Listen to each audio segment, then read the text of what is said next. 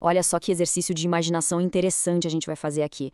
Pegar um dos vilões mais icônicos dos desenhos animados e colocar ele, bem, no banco dos réus. Mas não é um tribunal qualquer, não. A gente vai aplicar uma das estruturas morais mais famosas e, digamos, rígidas da história para julgar o destino dele. A pergunta é bem direta, né? Onde exatamente, no inferno de Dante, o Vingador, o grande antagonista de Caverna do Dragão, iria parar? Se a alma dele fosse julgada segundo as leis divinas do inferno de Dante, qual seria o seu destino eterno? Mas, ó, antes de começar esse julgamento, a gente precisa estabelecer uma regra de ouro. Mas vamos analisar o Vingador em ato, ou seja, o vilão que a gente conheceu na série, no auge da sua maldade. Aquela possível redenção do episódio final que nunca foi produzido, a gente vai ignorar completamente, tá? A alma dele vai ser pesada com base nos crimes que ele efetivamente cometeu. Então vamos lá, que comece o julgamento, e a primeira coisa que a gente precisa fazer, claro, é olhar a ficha corrida dele. Qual é a natureza dos crimes do Vingador? E a lista é bem longa, né? Ele comanda exércitos de orques, destrói vilarejos de gnomos, escraviza populações inteiras, ataca crianças diretamente com magia e, claro, trava uma guerra sem fim pelo controle do reino. Quer dizer, só de olhar para essa lista a gente já começa a ter uma ideia bem clara de para onde ele iria no sistema do Dante. Pois é, a primeira conclusão, a mais óbvia, seria essa: o sétimo círculo do inferno, o lugar reservado para os violentos. Parece um encaixe perfeito. Dá até para imaginar ele lá, como os tiranos da história, mergulhado num rio de sangue fervente. Caso encerrado? Bom, não tão rápido. É que o caso do Vingador é um pouco mais complexo do que parece. A maldade dele não se resume à simples violência.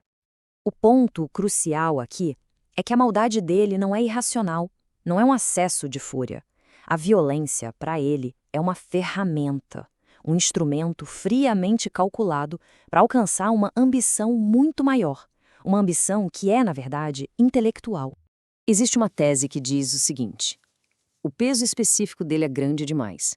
É uma metáfora para dizer que a malícia dele é tão densa, tão calculada, que ele é pesado demais para simplesmente flutuar no sangue do sétimo círculo.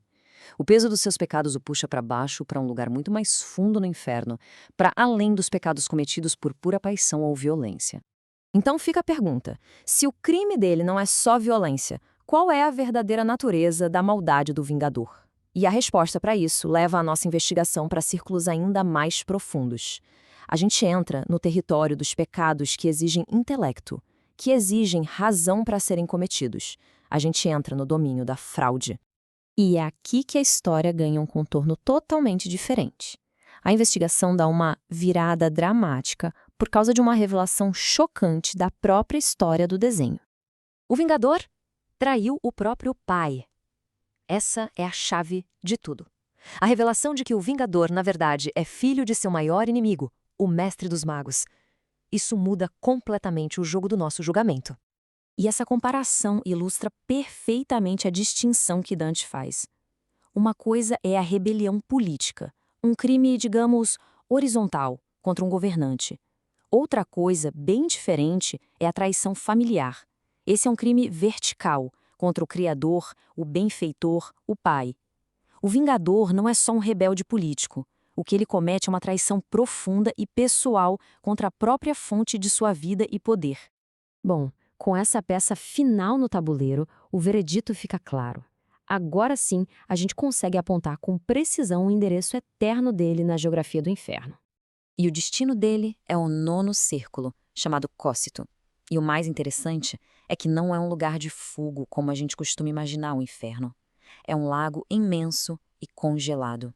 É para lá que vão os traidores. Dante guardou o lugar mais frio, mais silencioso e mais profundo do inferno para o pior de todos os pecados: a traição. Um crime que nasce de um coração frio. E esse nono círculo é dividido em zonas. Se a gente analisar aqui, o Vingador se encaixa em algumas. Caína, para traidores de parentes, sim, ele traiu o pai. Antenora, para traidores da pátria, sim, ele traiu o reino. Mas o pecado supremo dele, o que define tudo, é a traição ao seu benfeitor. E para isso existe a zona mais profunda de todas, a Judeca. Ele traiu o pai, o mestre e o mentor.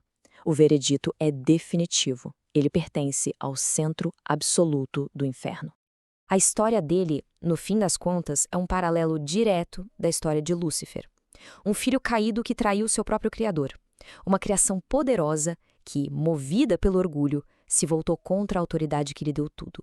O crime do Vingador é um espelho daquela traição original, a que está no coração da existência. Certo, veredito dado. Mas como é essa sentença eterna? Como é passar a eternidade nesse lugar? É o que Dante chama de contrapasso. A punição que corresponde perfeitamente ao crime. Então vamos lá. O crime foi esse, a traição de seu mestre. Uma rejeição calculada, de coração frio, da sua própria origem. E qual a punição perfeita para isso? Frio absoluto, imobilidade absoluta. Todo aquele movimento implacável, toda aquela magia de fogo, tudo isso é congelado em total silêncio e imobilidade. Ele, que era pura ação e poder, é condenado à paralisia total. E a imagem é poderosa.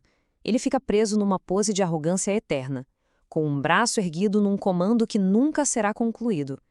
Ele se torna um monumento à própria ambição frustrada.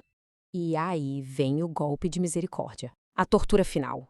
Como o gelo é transparente, ele é forçado a observar pela eternidade a única coisa que seu orgulho não suporta: o rosto triste e piedoso do pai que ele traiu.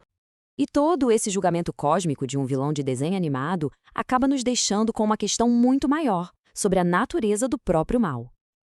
Será que, no fim das contas, a traição é o único pecado verdadeiramente imperdoável?